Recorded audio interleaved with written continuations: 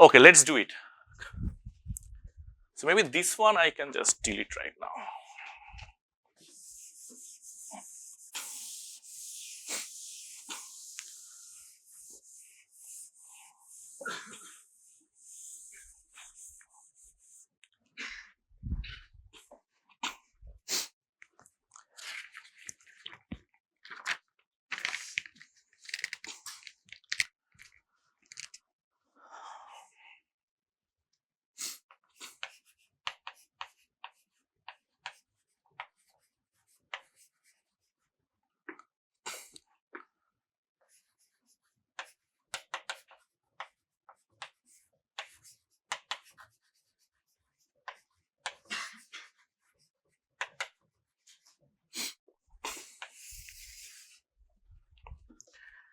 All right, so I am going to write a formula with n variables, right? I mean, it's a set of constraint actually. There are n variables, and then I write like this.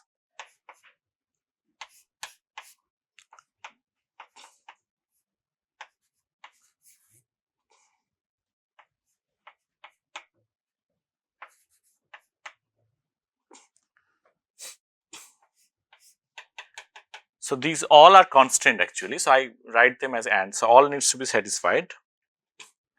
And the final one would be just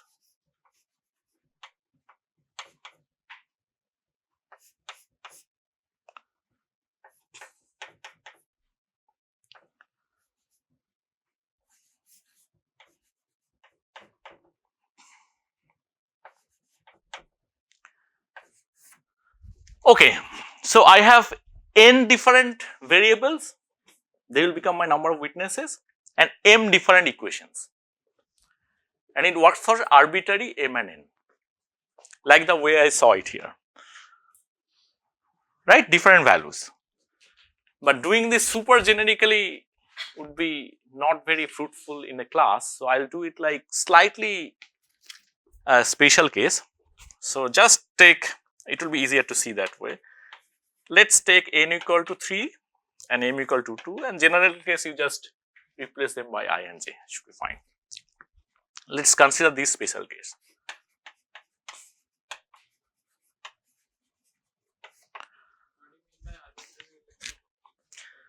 Right, so that's how I am coming to, right. So here what we have these independently chosen generators, right, and how many of them? M times n, right. Each of this relation is arbitrary algebraic relation, and why they are linear, that I'll show why they are linear. It's not clear what is not clear. Linear term is not clear. I claim that they are all linear in the exponent, right? Because if you think about from whatever you are checking in the exponent, they are basically you are checking linear equations in the exponent, right? All right, so now for this case, I just show by example. Any generator, they are independently random generator, I can write as, right? Why I can write this like this? Cyclic group, right? It's a cyclic group. So there exists some Yij for each of the Gij. All right?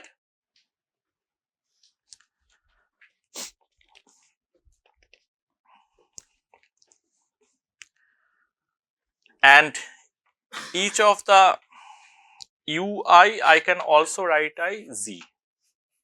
Again, don't mix up the notations. So that Z's and all these things are different. Yes. Yeah. So I am always in the cyclic group. Actually, it's kind of funny. Actually, if the groups are changing, also it will work, but this will be like require some more work. It's a generic form. So maybe all of these Gij are generator of G. All right. Yes.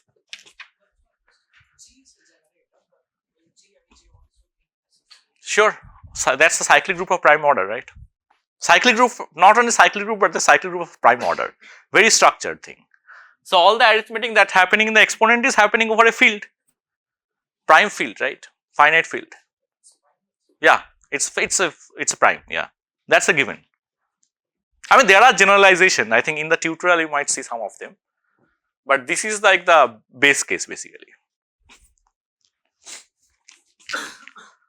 All right, and now let's see if I write in 3 variables.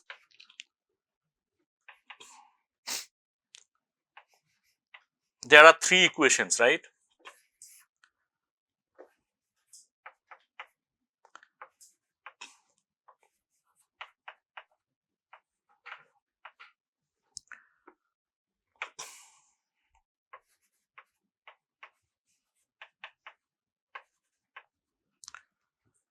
And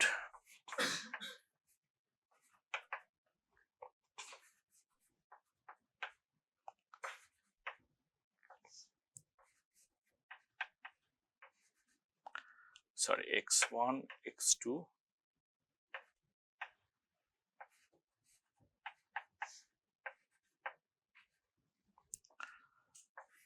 Right, this is the formula for this special case. 2 equations and 3 variables. I am just writing a set of equations in the exponent. All right. Okay.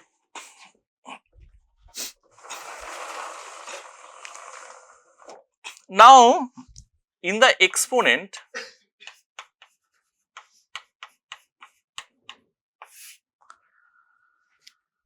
what I have is, it's basically, if I write all these things in the exponent, this is a linear system.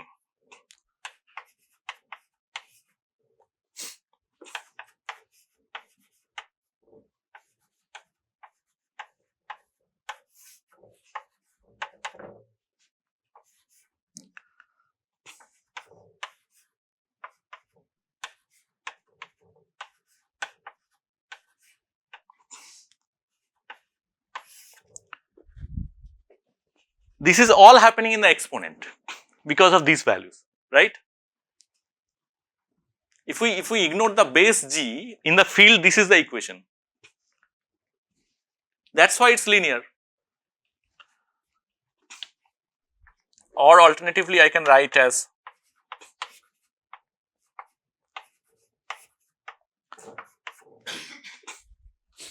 this is a row matrix, right? And sorry, I mean this is a row vector and this is a matrix. 3 cross 2 matrix, and this is a 2-dimensional vector and 3-dimensional vector. Dimensions are matching. So this is the equation actually I want to prove, but the relation is hard. That's all I am doing so far. I want to prove a linear relation in the exponent. I cannot expose any of these, and this will be my witness, and all these values are inbuilt in the exponent. So I don't have them in the clear text. I want to show that,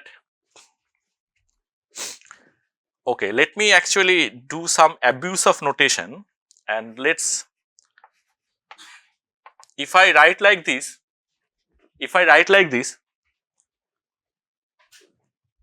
right, this means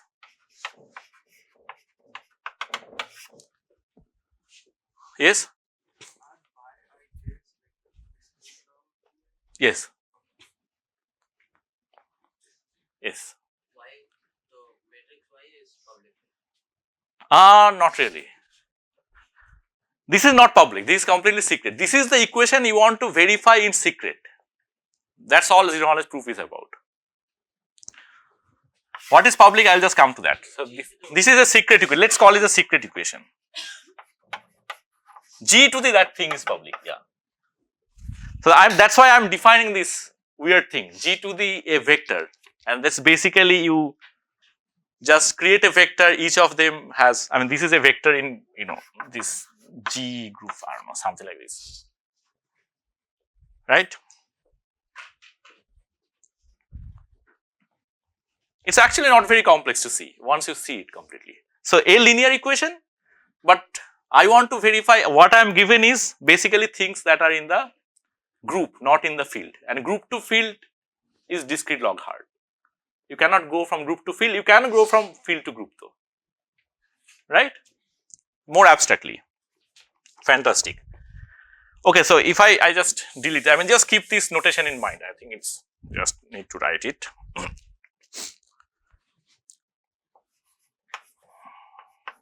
So now I am defining what is public, which is basically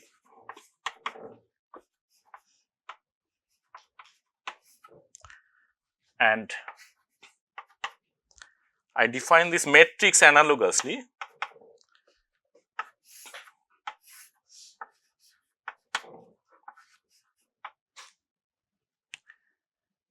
Uh, 2 1, yes.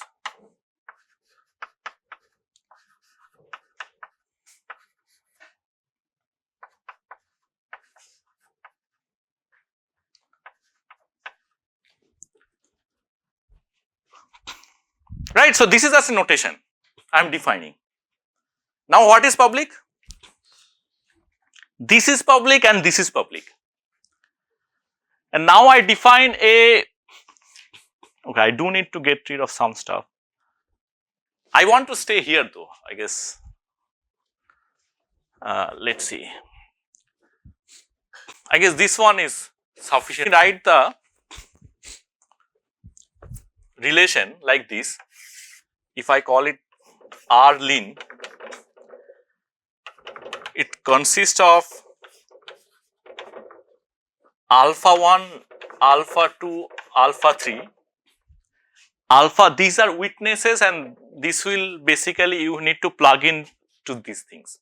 I mean, this is a variable, these x1, x2, x3 are variables, and x1 equal to alpha 1, x2 equal to alpha 2, these are, this will be a satisfaction, I mean, this constant will be satisfied by that, right.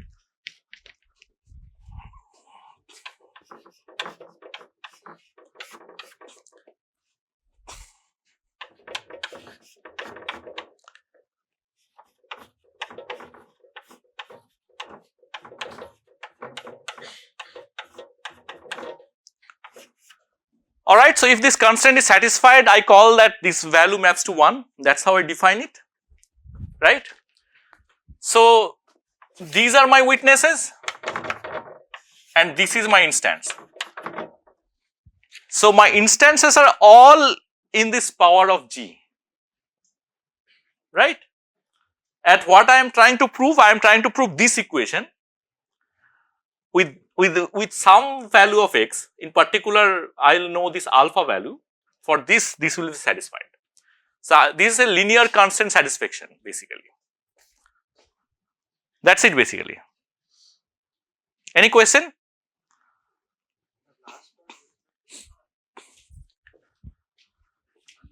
What is the last? This one?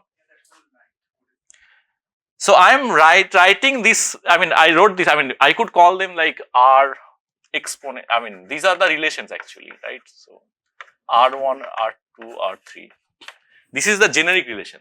I mean, I could call it like, you know, proof of exponent, this is like proof of equal exponent, this is the knowledge of exponent, this is what? Knowledge of 2 exponent, whatever it is, relation. These are very specific things, and here I am saying that it's a linear equation. And this captures all of this, the entire thing. So that they, all these equations, like these are a system of equations, right? But these are written in a power of G, not like, not written in this form. So this is actual equation, but none of this is public, right? I have things in the power of G. I want to say that this equation is satisfied given that the power of G's are there. Power of G is some sort of, you know, it's putting in the box things, right? And I want to make sure this equation is satisfied. The equation I want to satisfy is here, but none of these things are given actually. That's what's happening, right? Even if you look into the Schnorr, it's a like one equation, like x equal to alpha basically. That's the equation you want to satisfy.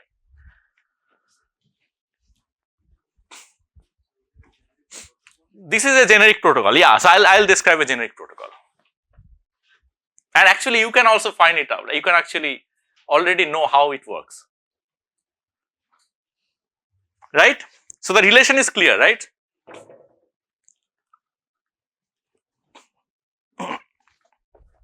All right.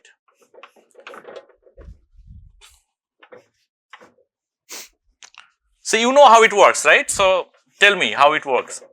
So these are the things that are given to verifier and prover as, and I am doing it for a special 2-3 case, but you can just generalize it for arbitrary value, right?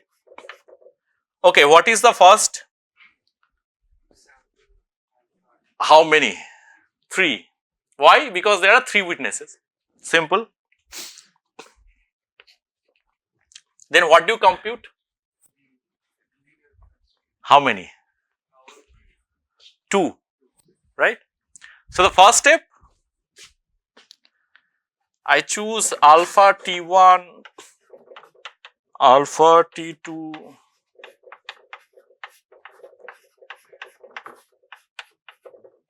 and compute UT1. How do I compute it? G11 alpha times G12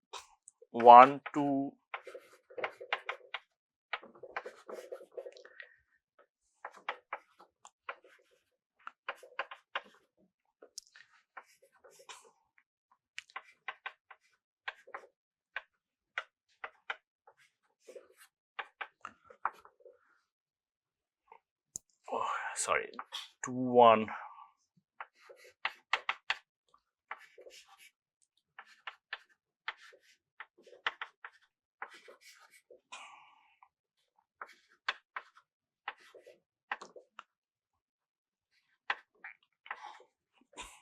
Okay, anyway, there's some, I guess you can fix the notation, maybe some mess up with notation. So I send these 2 values, UT1, UT2. Verifier sends me only 1 challenge again. It's always 1 challenge, right? Final value?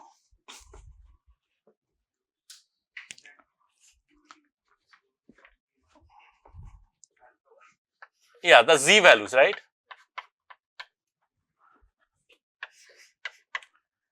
Let me do it by I. So being lazy a bit, because you can just fill into this I. It's too many things otherwise.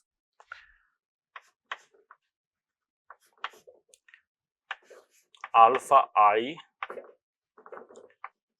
times C, and how many? 3 exactly. I belongs to 1, 2, 3. I don't have space for the equation. So how many equations I need to satisfy? 2. The number of constraints, right? And you can just complete this step. I don't need to do it. Yeah, you know how it works, right? So you can just derive it from here, right? So basically, you need to check. I mean, you can just check this equation. I mean, if you raise it to the power of G,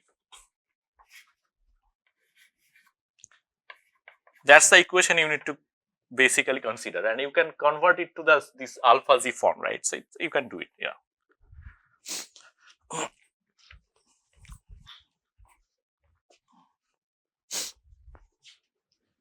All right, or shall I write it? I want to leave you a little bit early because I think by 1:15 you are supposed to get back, and there will be some ceremony that I was told. So actually, not by 1:15. I think it's by 1 even. Yeah, yeah. You know this. You are aware. Okay, sorry. I am misleading now. Okay. Yes. Yes. Yeah. There are more general things. You can do composite order. You can do different groups. So this captures any arbitrary linear relation, right? So if you look into these equations, so this relation, so you have to this is the most important thing out of the entire thing, right? So any relation that satisfies this, and I did not even write the dimensions, right? Dimension you can flex as long as they match, right?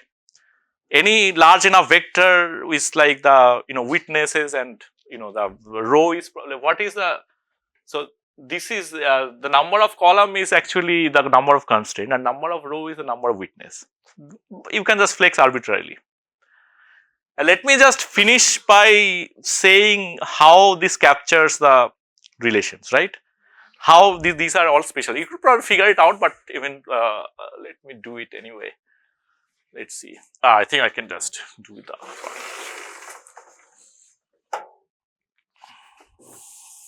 determined. Underdetermined relation you cannot really solve, right? So you need to use this independence trick, and it's important that all these GIs are independently sampled. Then you can do this coefficient comparison. You have less number of equations, more number of witnesses. I mean, even here I think there's less number of equations. So you have to extract all the witnesses. How do you extract? Using this trick that they are independent. Yeah, that's the crucial part, right?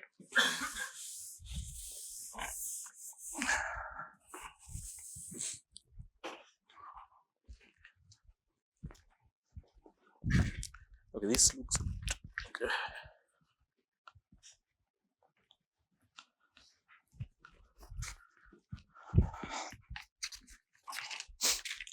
Okay.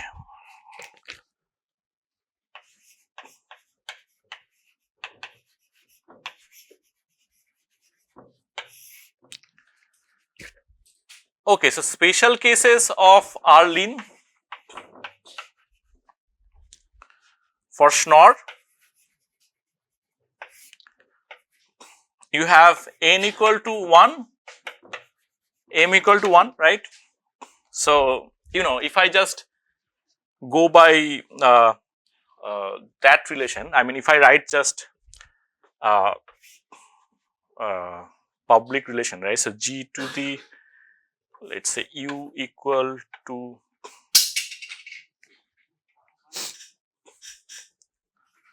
what was the relation again? No, so it's fine. I think I can just write it here.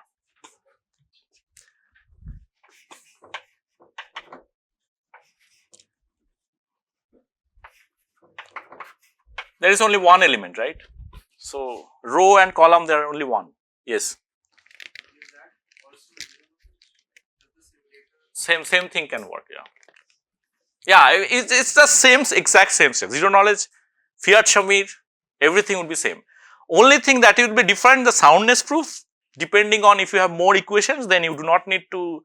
I mean, if you have exactly, so here you have exact same number of equation witness. That's the easiest case. You just extract. If you have more equations, you need to extract and you need to check if this is consistent system. That happens in Chomp-Peterson, right? So just let me write all the things, right?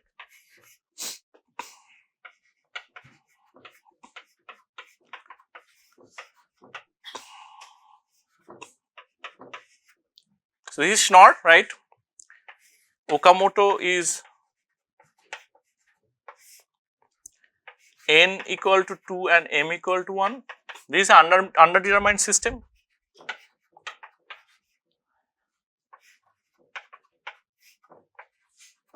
Can write G and H like this, and alphas are basically anyway. What was the alpha? I forgot actually the notations. It's alpha beta, right? Okay.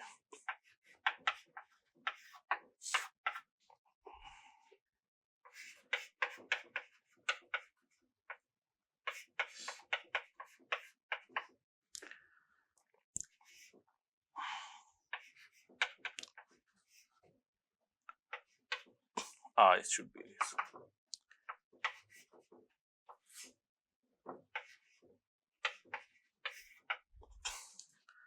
And Chomp-Peterson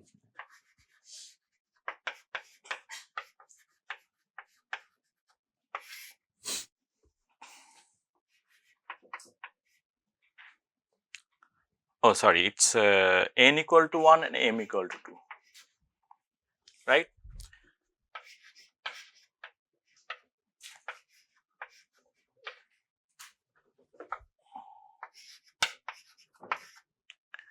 And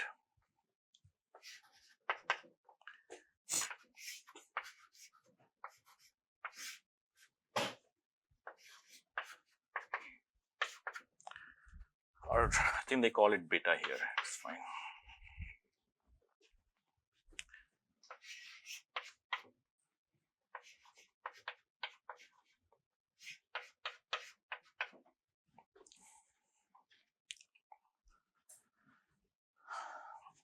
Actually,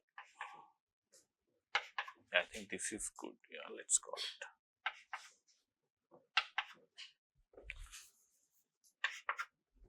Yeah, anyway, I'm writing in the variable form.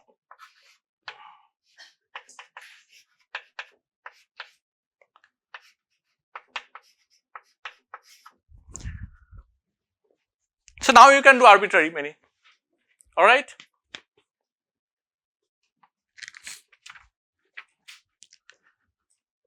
And you can apply Fiat-Shamir, get a non-interactive proof, as well as you can get signatures, right?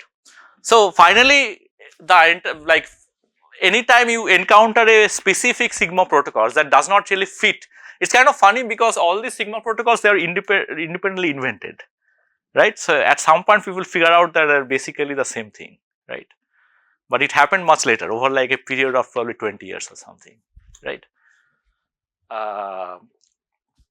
But whenever you encounter a specific sigma protocol, anytime, like sigma protocol means it's a special type of zero knowledge protocol that works on hard relations, and typically you have to prove proof of knowledge, right? Zero knowledge is always there, but you have to prove proof of knowledge. That's typically distinguished from, separate from the standard, other kind of interactive proof systems, right? That's kind of defined sigma protocol, and it has specific structures. That's sort of the simplest thing for to do any kind of practical zero knowledge proof. Why I am repeating this term practical? Because anytime you see these operations, these are very practical, and these kind of relations, they come up very practically. Like I started with an example of the secret key and public key relation, right? Do you know about Peterson commitment?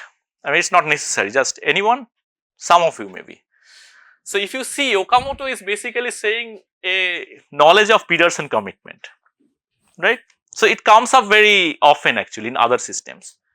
And here equal exponent is even more common. In different systems it comes up that I have two equations, I have to prove that. Do you know BLS signatures, by the way? Some of you maybe. So they are actually, you might, I mean, BLS signature has pairing and all, but you can replace that with like proof of equal exponents or DDH relations, right? So they come up very frequently, and the proofs are actually very efficient in the non-interactive versions as well. Some few exponentiations, and then you have to do hashing, right? By the way, for practical purpose, whenever write a code for this kind of proof system, you don't, I mean, here we are assuming the cyclic group, but do you have any idea what kind of group they use in practice?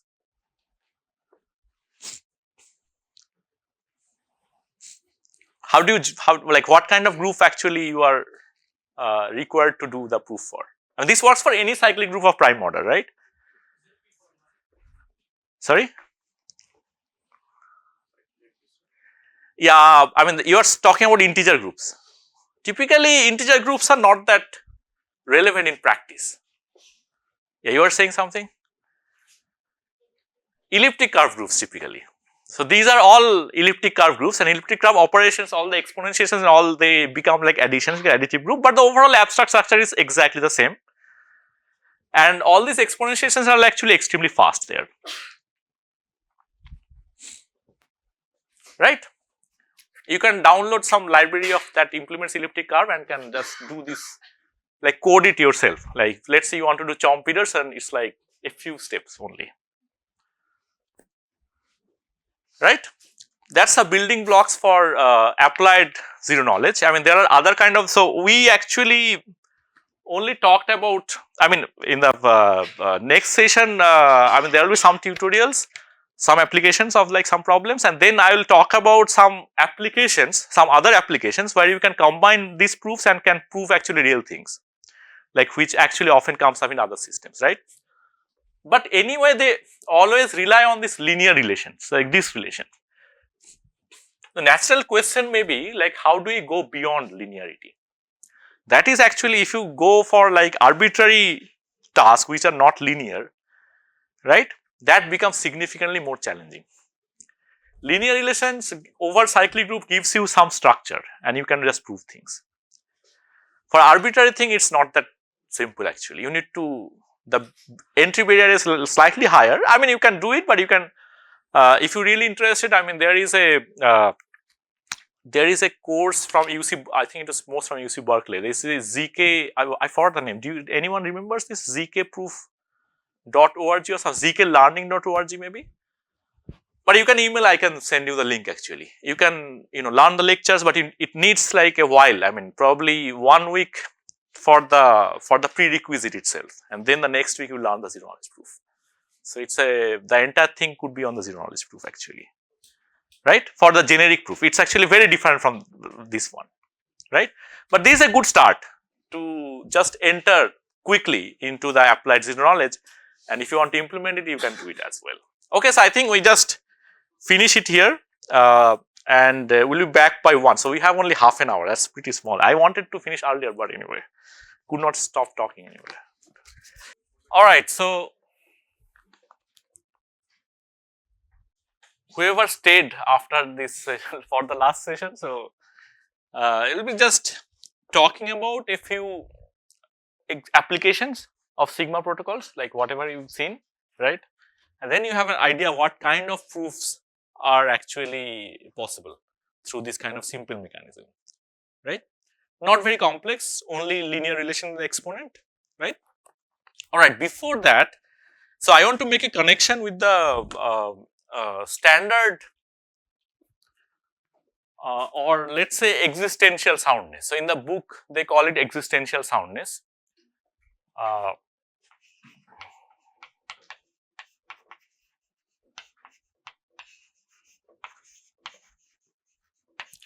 So far we have seen spatial soundness, right? Spatial soundness means you need to construct an extractor and it's all about knowledge, proof of knowledge.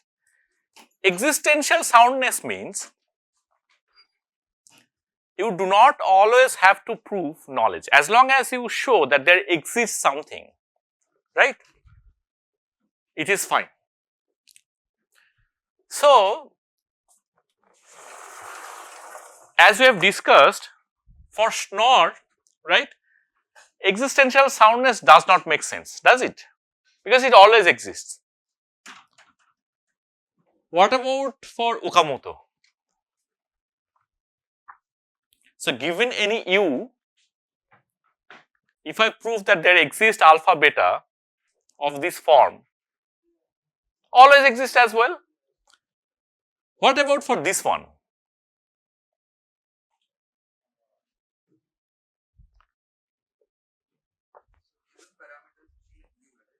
Let's say u is also a parameter. Yeah, it's just confusing notation. Let's read. Yeah.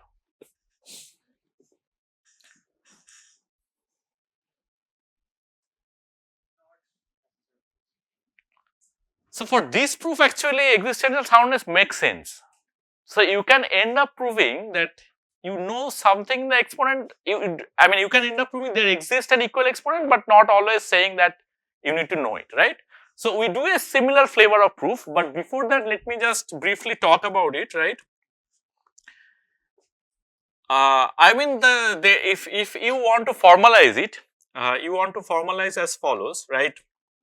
Let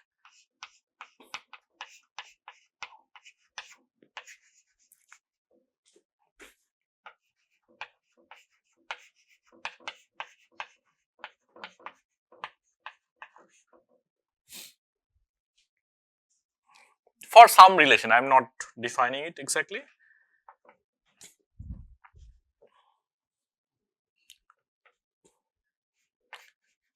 Then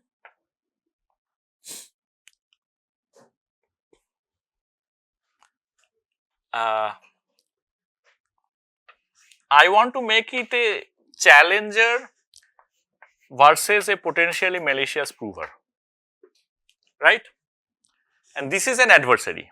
So this is more similar to standard security games. Like there is a challenger and there is a prover, right? So adversary or the prover chooses a statement, gives it to the challenger, right? There is no extractor here for existential soundness, right? So everything I am considering, they are all bounded, all PPT algorithms, right? Today we don't talk about anything else, all right?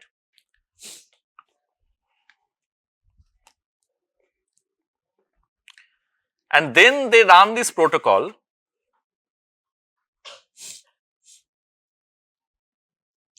and in the end, challenger outputs accept or reject,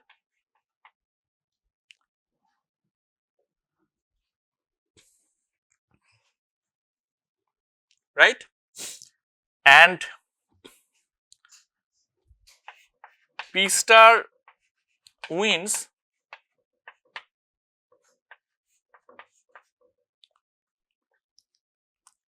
challenger outputs accept and Y is not in the language. I mean, I just not in the relations. I just like protocol for some relation. It consists of X and Y values, right? So Y is the public value and X is the witness value. This is a binary relation, right? And what I am saying is that if prover can actually produce an instance for which it basically accepts. So this is like what you expect for soundness definition to happen, right? So it actually produces something which is not in the language. That means there does not exist any X, corresponding X that belongs to the relation, right? That's existential.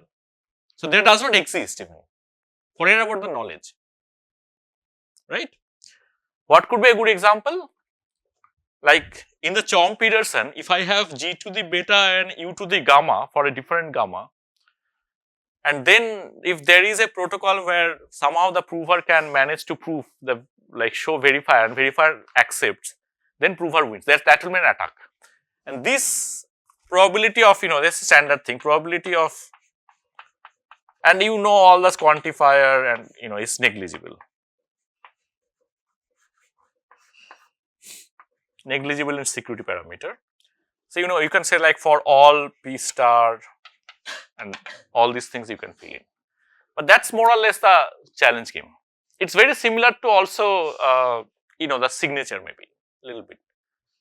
So it has to output an accepting transcript along with an instance that does not belong to the relation.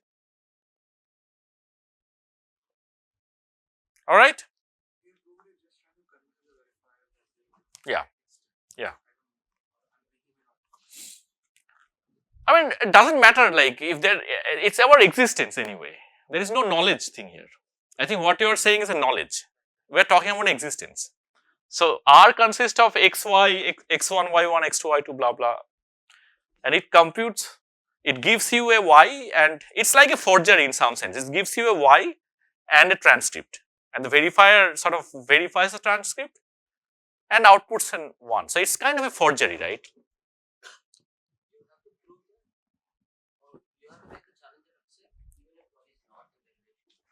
Yeah, then it breaks actually. This is a winning condition for the adversary. Like in the CPA security, what happens? If adversary produces the correct bit with some high probability higher than half, then it wins. What happens in the signature game? It outputs a forgery and then it wins. So this is a winning condition. And you have to prove that this happens only with negligible probability, right? Alright, so this is just to make a connection. So, like when you are coming from more from theoretical zero knowledge, typically you deal with this kind of arguments. Typically you do not deal with extractor, knowledge extractor, right? So knowledge extractor is only specific to proof of knowledge. And this is basically a slightly weaker variant of the soundness proof. Why is good point, right? Yeah. Thanks. All right. So now I will show you how to use Sigma protocol, how to use proof of knowledge to give a proof of existence. All right.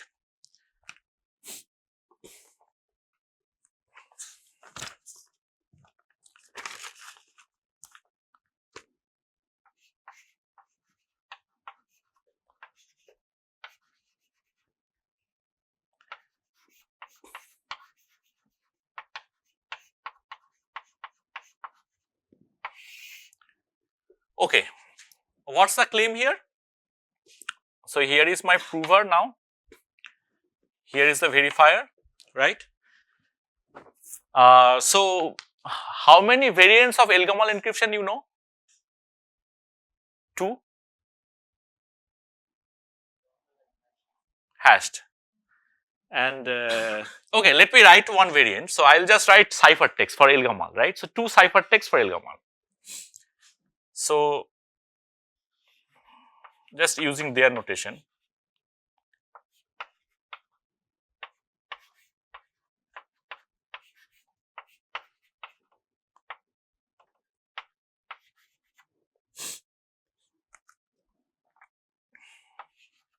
You know this variant, right?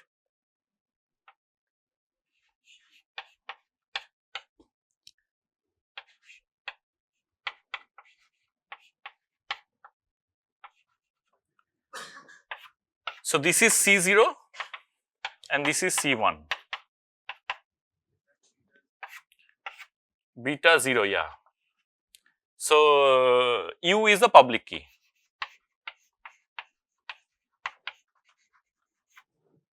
All right. You know, this is the first part of the ciphertext. Beta 0 is the randomness, right? And I am assuming M is in the group. You can also have M in the exponent as well. That's another version, right? So doesn't matter. In this case, I mean, just assume M is in the group. All right.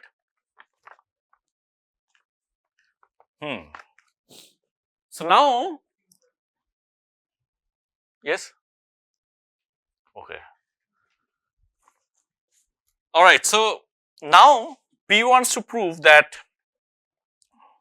these 2 ciphertext C0 and C1 have same M.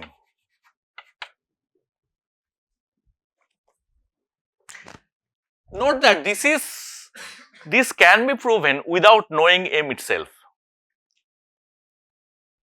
Any idea how to do it? And we can use one of the proof systems that we discussed in the morning before lunch.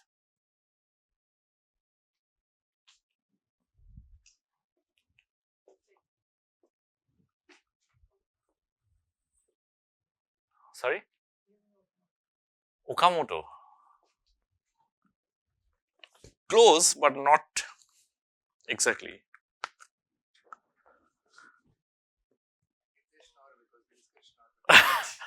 Okay, there is only one left. Say, someone should say. Chomp-Peterson. So here it's written, that's why I did not delete it. So what does Chomp-Peterson actually proves? Equality of exponent, right? And, sorry? Very good, yeah. So proving this statement is equivalent to proving if I divide this separately, I get what?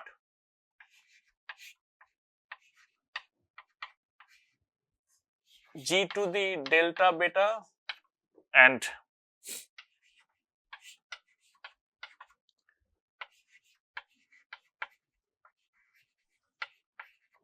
right? But delta beta is, you know what it means.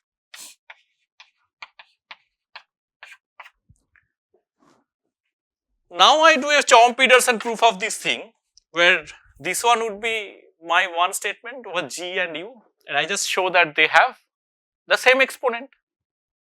So this is if and only if. If I just, if it's not equal, right, This would never be the case, and same the otherwise. If this is true, this must be true. This is the equivalent statement.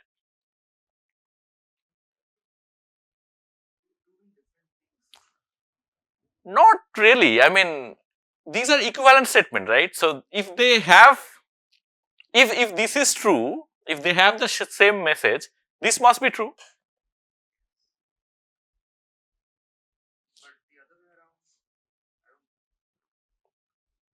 I mean, if you end up proving that this thing has the same exponent, right? And you are given this C0 and C1, right? So verifier is also dividing, right? How can you get to some different M? So given like G, U, they are given. C0, C1, entire thing is given. This is unique, right? This is an unique response. So basically, you can just, I mean, there is no other way you can land up without a different message. I mean, whatever it is, it might be 1 or whatever, but if they have the same exponent, so it's the other way. So if they have the same exponent, that must be the case that whatever it was, it is cancelled out. I mean, you can like make the formal argument, but can you spot a counter example?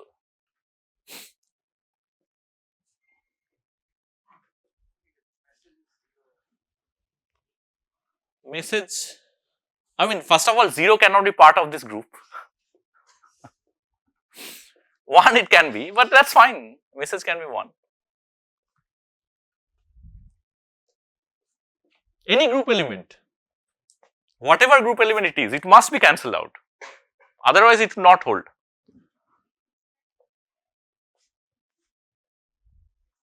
You are not happy.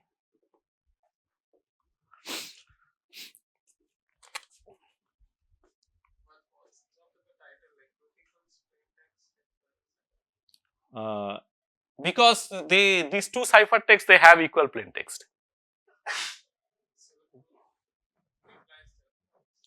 So if you end up proving this statement, right? So both prover and verifier, they have these two ciphertexts. So first step of this proof, both of them divide this thing. Then they execute a Chomp-Peterson. I mean, you can try to work out the exact soundness. Yes. Yeah, off was missing. Sorry.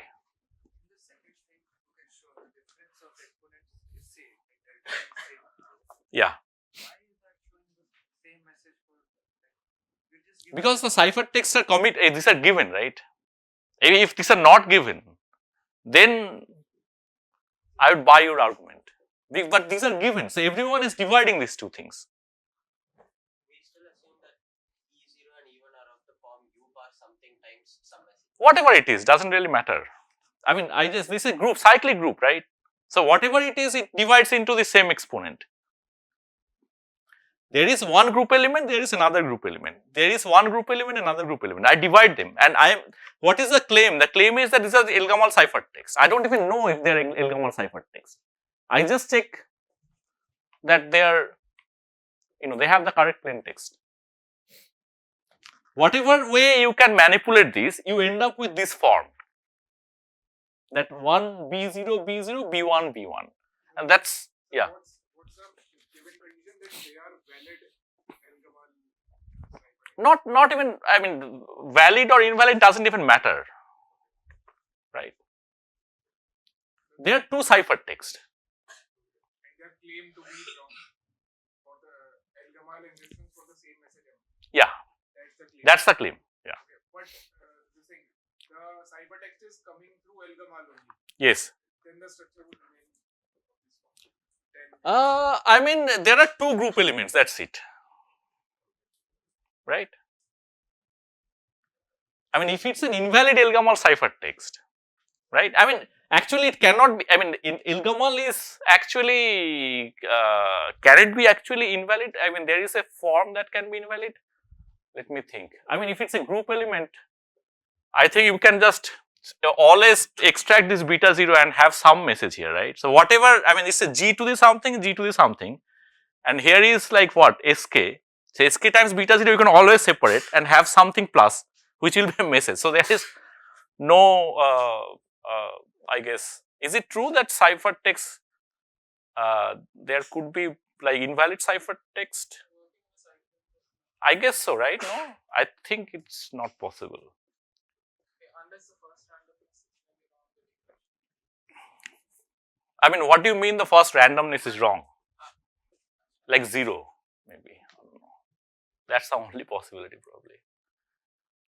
I mean, there will be some element here, and you can always have that element, like you can write it, right? Yeah, that's my. I'm not. I think it might be true, but yeah, it's like you can check maybe. I mean, not super confident on this, but that's probably true. Yeah. Right. So the entire point here is that you are just proving a knowledge of delta beta, which has nothing to do with the message. So this is a proof of existential soundness. Without knowing the message M, you are proving two plain texts are equal, right? Or two ciphertexts, they have equal plain text.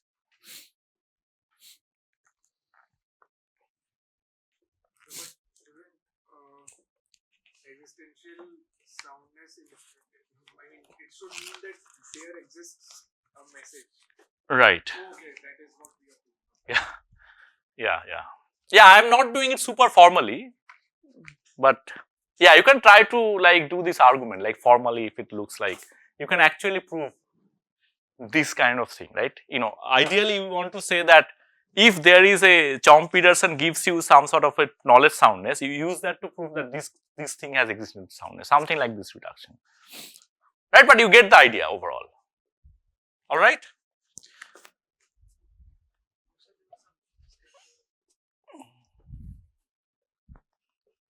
Which one? No, I just wanted to check that if you can spot something here that will not map to a particular message. That's it. Yeah, that was not to test, just to check, just to sanity check. All right, so okay.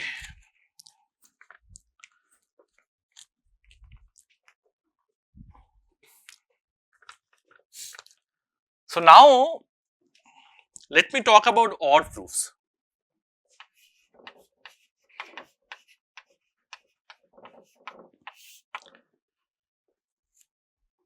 So I assume that we have two sigma protocols. It can be arbitrary sigma protocols. One of the thing you can choose from anything, that doesn't really matter, right? And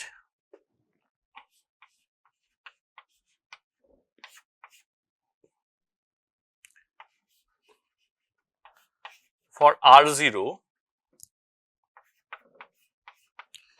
I mean, this is my, it needs to be slightly formal because it will come up actually there. So R0 is the relation, it's like a binary, it's a binary relation between X0 and Y0. So it becomes very generic actually. It can be Schnorr or Chomsky-Peterson or even something arbitrary, it doesn't really matter.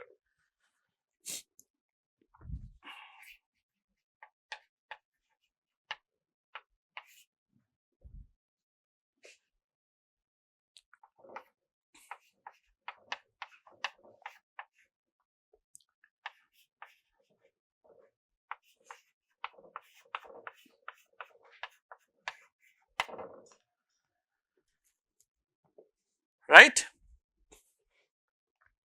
And there are two conditions that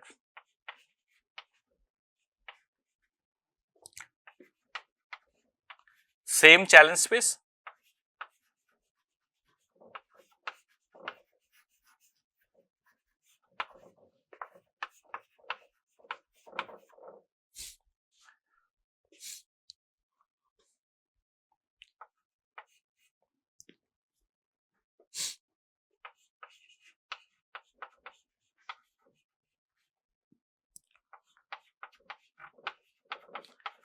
so what does it mean? Both of these are honest verified zero knowledge. What does it imply? Existence of simulators, right? So I call, there are two simulators, Sim0 and Sim1, right? So in OR proof, if there are two sigma protocols, right, I want to prove that I know witness of at least one of them without revealing which one.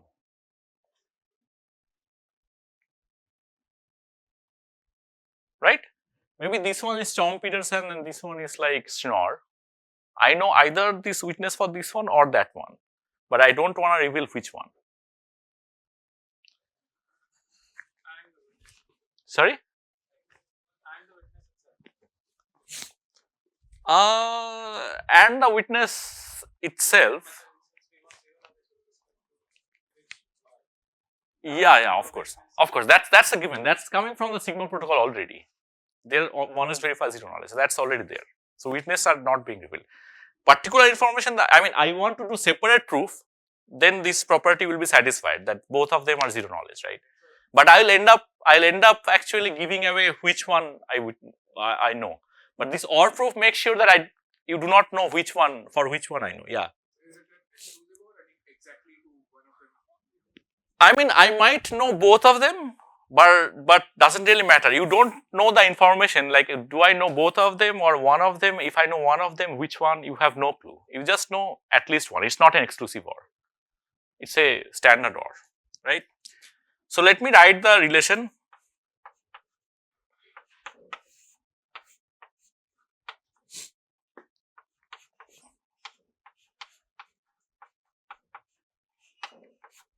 So this is my private instance, like witness, and this is the public part.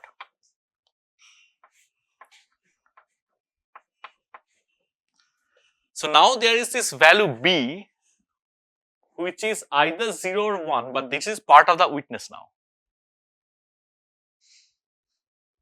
This denotes either I know a witness for this pi 0 or this one, pi 1. So this becomes part of the witness, and because I am not leaking this information, there is a zero knowledge on this, right?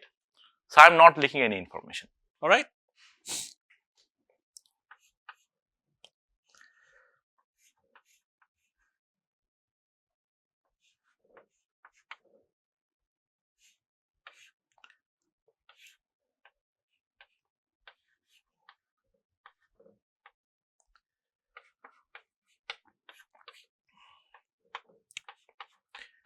So X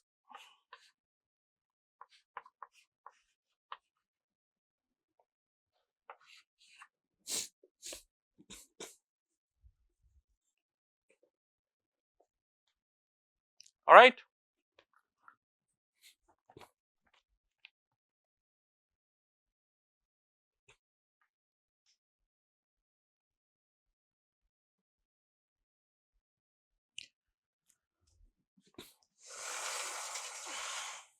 Okay.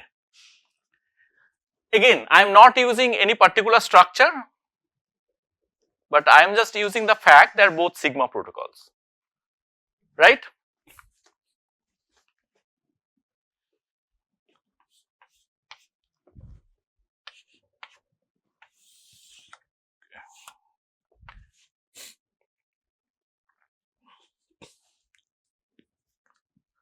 So in the first step,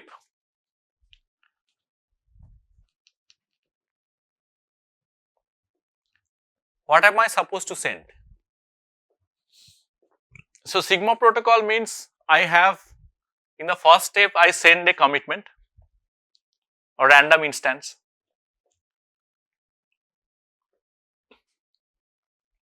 Right? But I need to generate two random instances now. All right.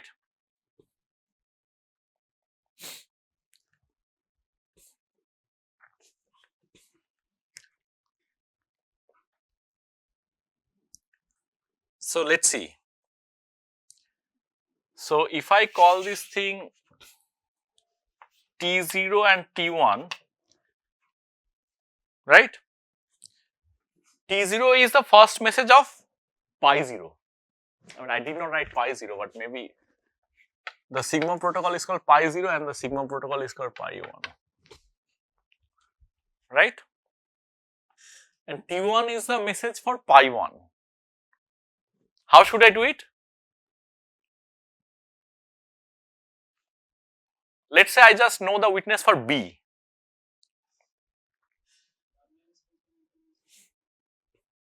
Yeah, excellent actually.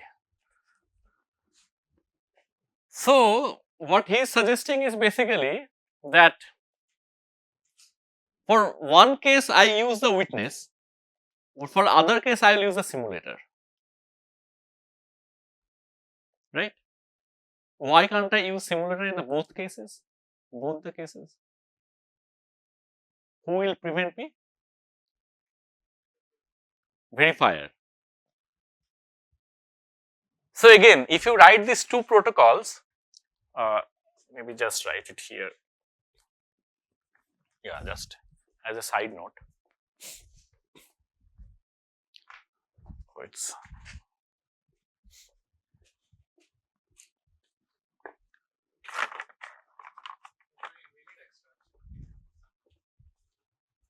yeah, we do need, yeah. But extraction of, yeah, but simulator for the witness I don't know. So for simulator, for witness I know I can extract.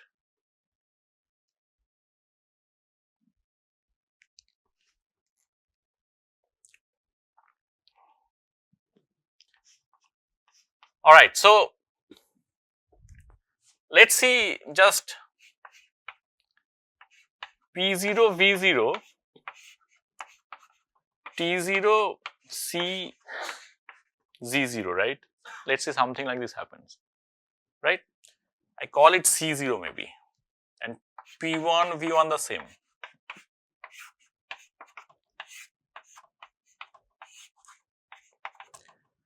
And the only thing the verifier can restrict by sending a challenge. Like these are two different Sigma protocols, right?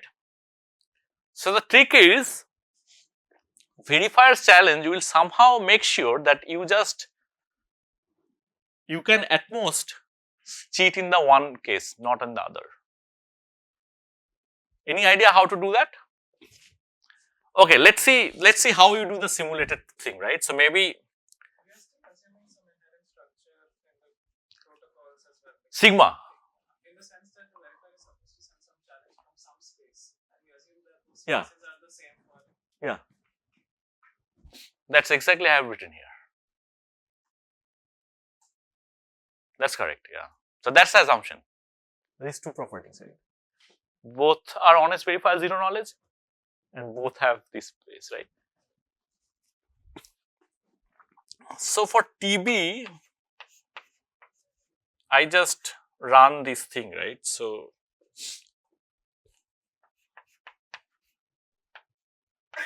this is the correct witness, like B is the correct value, right? And for TB complement, or in the book they call it D for some reason, I don't know. But how do I call it? How do I generate TB bar? Using simulator, very good. Simulator takes what all in the input?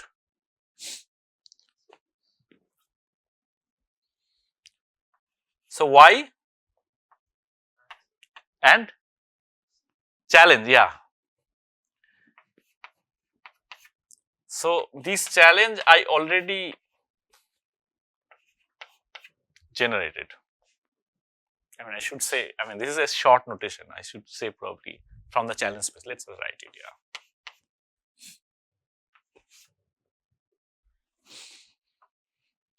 Right? Now the verifier sends a challenge. Verifier's challenge. It will compute CB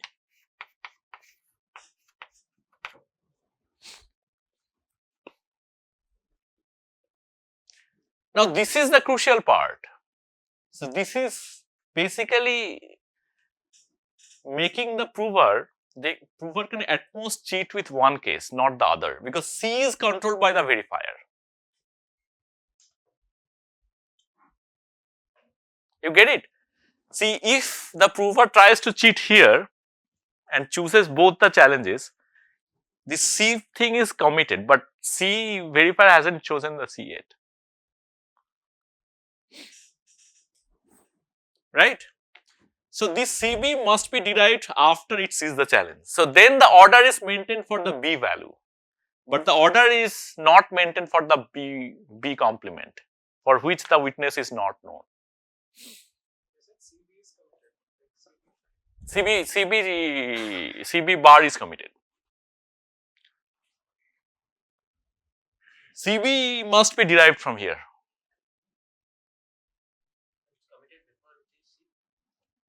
CB bar is you just choose it at your own wish, because you need the simulator to compute this thing, right?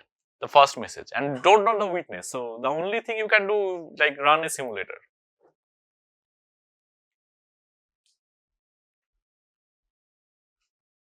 All right. Next part is pretty simple. You just, now you have two challenges, two things, and you basically, you know, run basically Z0.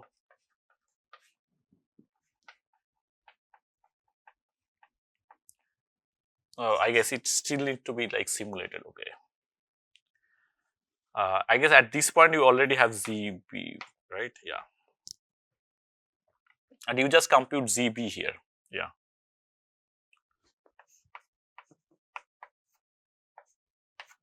And in the end you send Z0, Z1,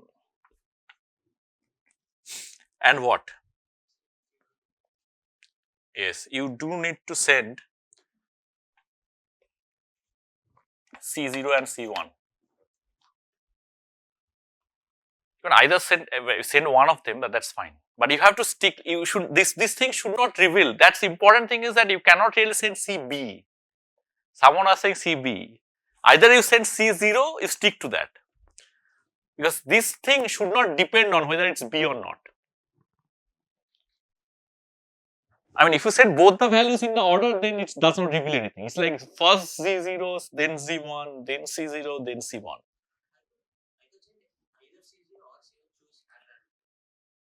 You can do that, but you have to stick to one. That should not depend on B.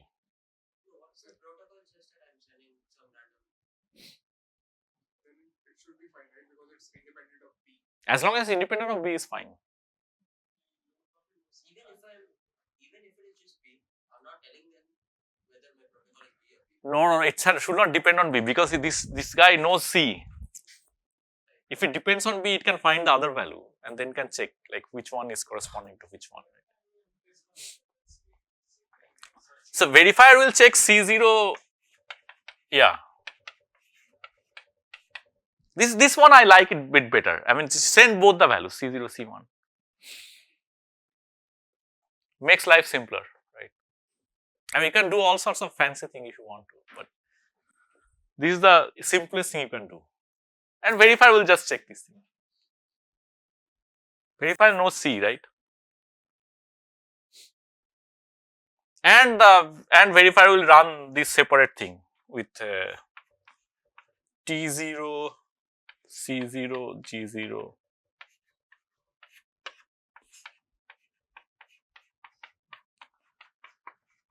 Important thing is, whatever you send to verifier, you see they have 0, 1. So nothing is dependent on B or B complement. But here in this side, it's happening depending on B and B complement.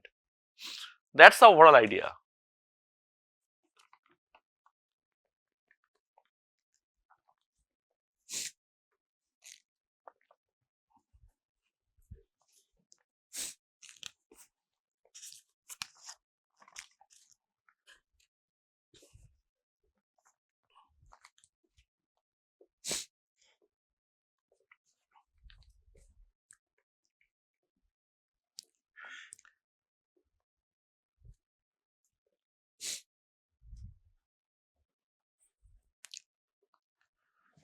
Shall I do the soundness proof, or you want to try?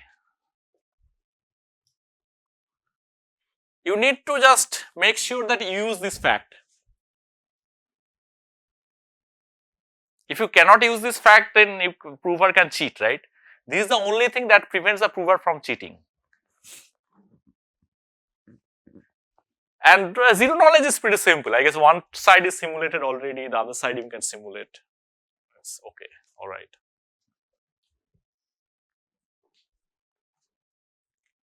So you do rewinding. Let's say you do rewinding.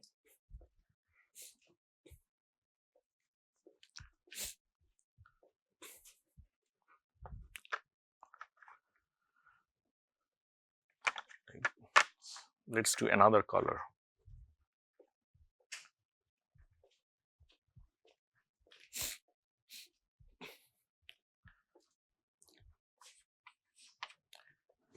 This is a different C prime, right?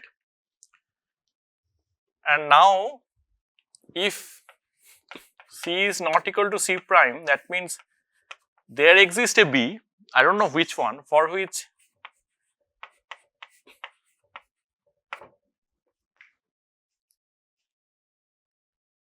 so C is what? C is C0 XOR C1 and C prime is C0 XOR C1 prime. If these two values are not equal, at least one of them should not be, right? Both cannot be equal. And as long as I have one unequal value, I just use that to extract, right? I get a transcript of this form. Sorry, not A, it's calling it T, okay, sorry. TB CB prime. Then I can use the standard soundness of the B part. So it does not really matter that which one was simulated, which one was not simulated, because I don't even know. That's the whole point. When I am doing the soundness proof, right, the prover is, prover is a potential adversary. I don't know like which one it knows. As long as it gives me two different rewinding factor, I can get one of the B, and for that one I can extract. So that's the line of argument, right? The B that we will get would be the one for which Probably, but I don't care. As long as, and then I can run the extractor, because if these individual proofs are also satisfying the extractability, that means the P would be for the one which was for which the witness was known. well, that probably is, that makes sense, but that is not needed actually. As long as you give me two transcript, I have an extractor, I can extract, right? So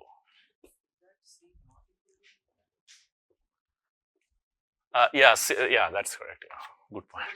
If we, sir, if it was simulated, then how does it make sense that? So that's a good point. That's like from the other side it's true, but from my side I don't care whether it's simulated or not. I just care that there is a two transcript, I just feed them to the extractor and get it. That means as long as I rewind, there is a rewinding thing, right? So as long as you give me something, I can extract. But the expected thing should be. It will satisfy. The thing is that it's coming from the OR proof property, right? So it's not only the one simulated thing I get like both the thing together. And because I get both the thing together, I can just do it, yeah. Because you're not only hiding that particular thing, you're also hiding the B value, right? Yeah, it's slightly subtle point, yeah. You would send, you would try to extract for both C0 and C0 prime. I mean, I just need to extract one of the witness. Yeah, but you don't know which of the B's, so you can go and extract. Yeah. So I can just check with which of the B is satisfying, right? With the public statement.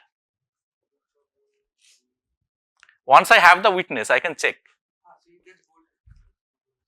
I mean, both witnesses, I'm not sure. I have to think about it. Simulating also gives you like a valid. Right. Do you get both witnesses? That would be because simulator is You need to know for which one you Why does the extractor need to know? why does the extractor, okay, let me, By definition, we just need to extract the witness.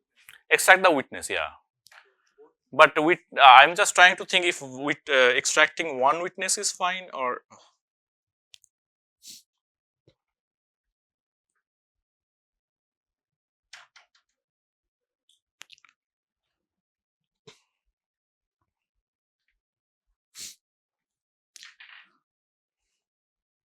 yeah, I mean, if you look into the language, right, the language has basically one witness and corresponding B. So as long as I extract one witness and the corresponding B, I'm good. And B will be just for which one this is not that I'm using actually. That should be fine. just show what the extractor does at this. Right. So at this point, the extractor will basically run this, right? So okay, let me write it here. Oh, let's go to the other board. That's better.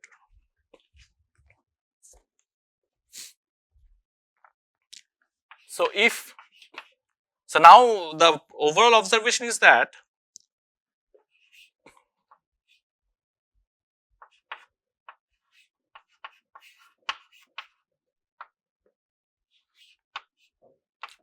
this is true, right?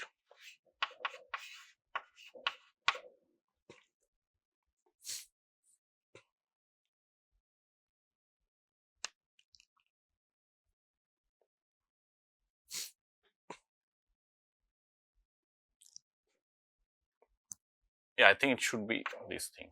Yeah. So now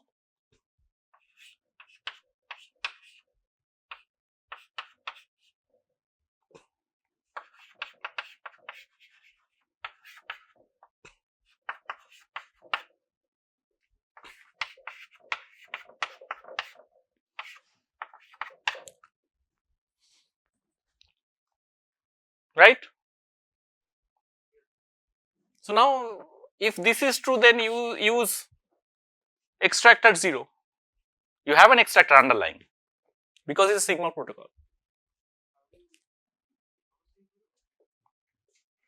Oh yeah, No, no, no, always. Yeah, yeah. In the end.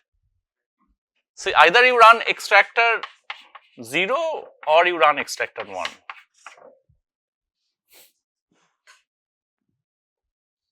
Happy? Okay, good.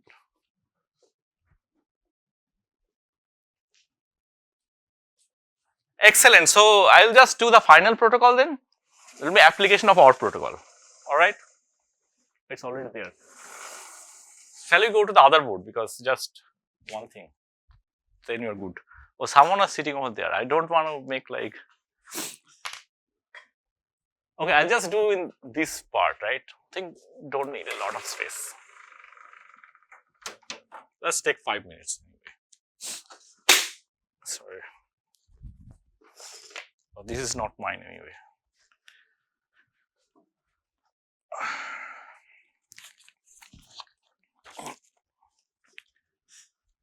Right, so this will be another example and this is a very important example. Right? Good, everyone is good with the next example? So,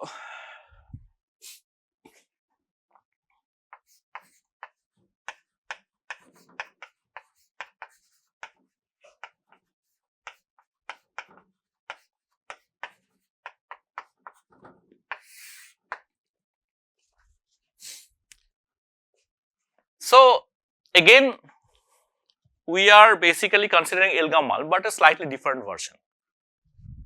Actually maybe as a side note I should mention it that there we have seen one version of Elgamal, right, where message is coming from the group, right.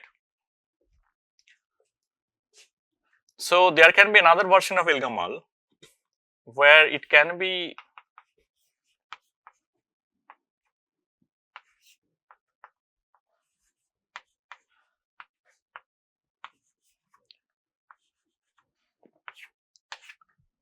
So, message is now in the exponent,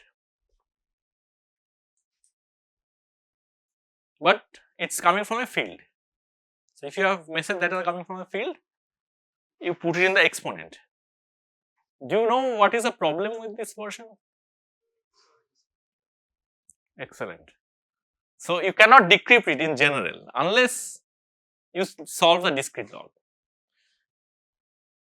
And in what setting you are able to solve the discrete log? Small messages, right? So, if someone sends you this type of ciphertext, typically you want to have a proof that's saying that the message is small. That's exactly what we are going to do. In fact, we are going to do a message of encrypted bits. So, I see two group elements and nothing else, right? I want to make sure as these two group elements, they actually encrypt a normal encryption of a bit in this form. So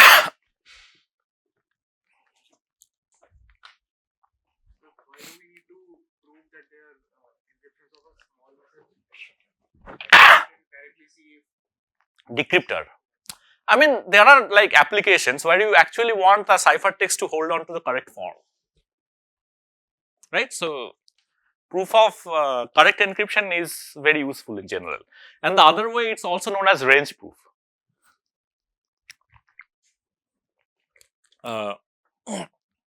In many cases, you may not decrypt immediately. You just let's have it there for some time. Maybe in 30 days you decrypt and you find out there was something wrong. So, you just cannot do it. But if there is a publicly verifiable proof, so proof is always like anyone can verify, right? Decryption, you need the secret key, right? So, this kind of range proof that comes up very often actually. It's very useful in a lot of applications. But this is a very basic kind of range proof where we are encrypting just bits and we are proving that it's within the bits, right? So, how the language will look like, the relation?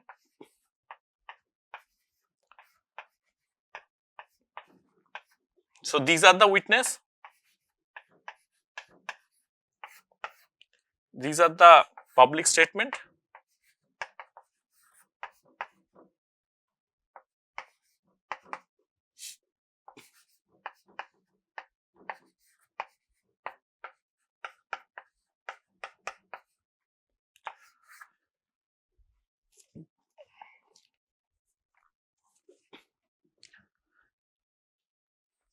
right?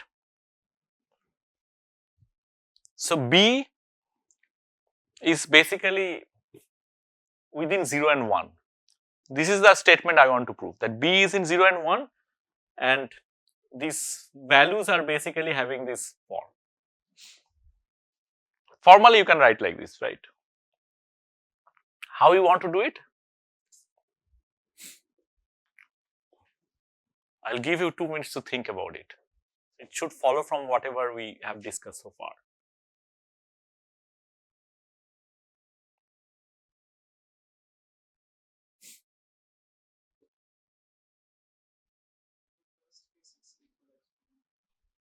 Yeah, and the second case? What is the first case, by the way?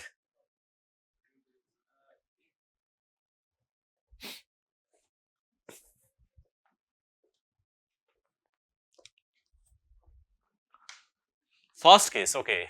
First case, I assume you mean m equal to 0. There are 2 cases.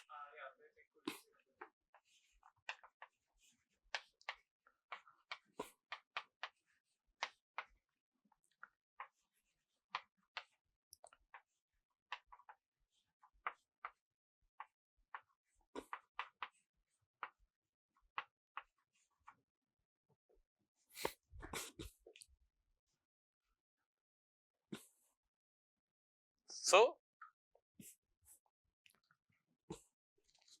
what do you prove exactly?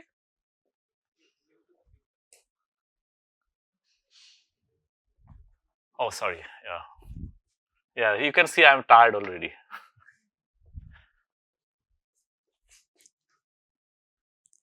Yes, go ahead. I mean, you don't have to raise hand. You want to say something? Or? This is Chong Peterson, okay. So this one is Chomp. So it's clearly Chomp-Peterson. What about the other one? What is Peterson?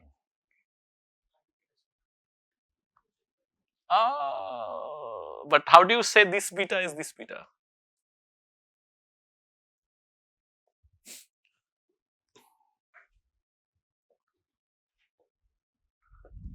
So it's slightly simpler because G is well-known thing.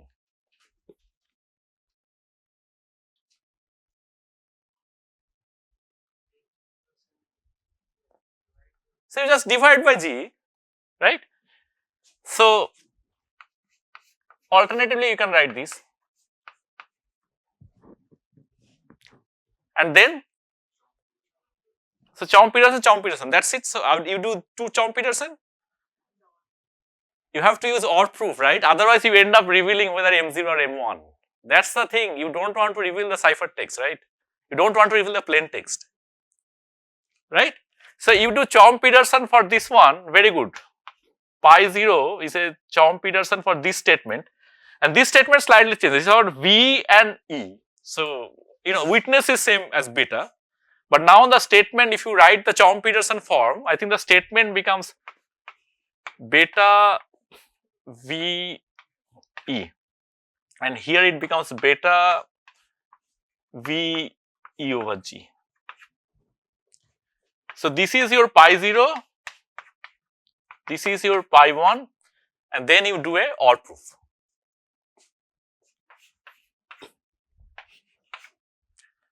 So pi 0 or pi 1.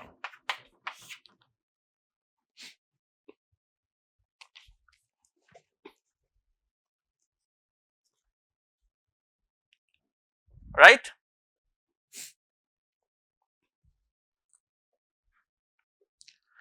So tell me one thing, what are the witnesses here?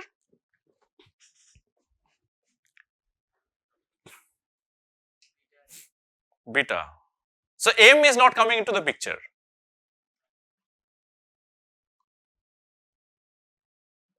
That's the value B, right? So you have two witnesses, and one is B, one is beta. And that's important. Unlike the previous case, where you are doing this without leaking the message, here you are actually leaking the message. So you can produce this proof just using the fact, right? But in the end, you don't leak to the verifier that whether it's 0 or 1. That's important. That you are proving for this statement or that statement.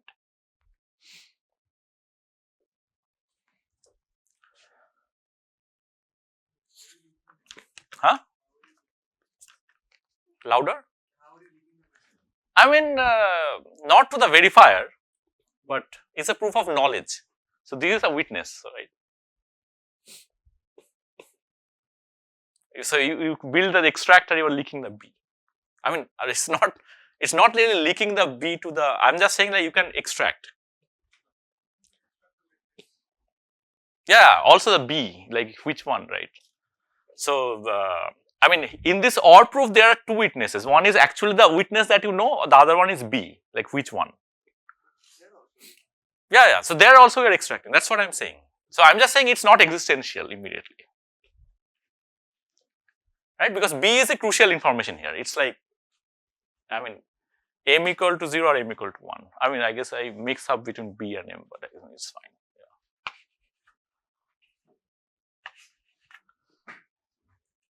Alright, so that's all. I promised 4:15 and just right on time. If you have any general questions, I'll upload the materials, right?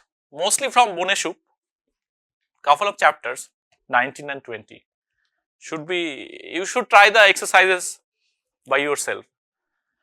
And for the generic proof, the linear relation, I think I'll point out to the paper, a particular section. Alright? And if you have any question, just feel free to shoot an email. You might get little bit delayed response sometimes, but I'll make sure that you get a response. If you don't get a response in 3-4 days, you give me a reminder. Alright, so great talking to you all. and maybe hopefully I'll take more classes like this, but probably not all of you will be there. And hope that it helps you a little bit at least to understand the topics. All right, thank you then. Thank you, sir.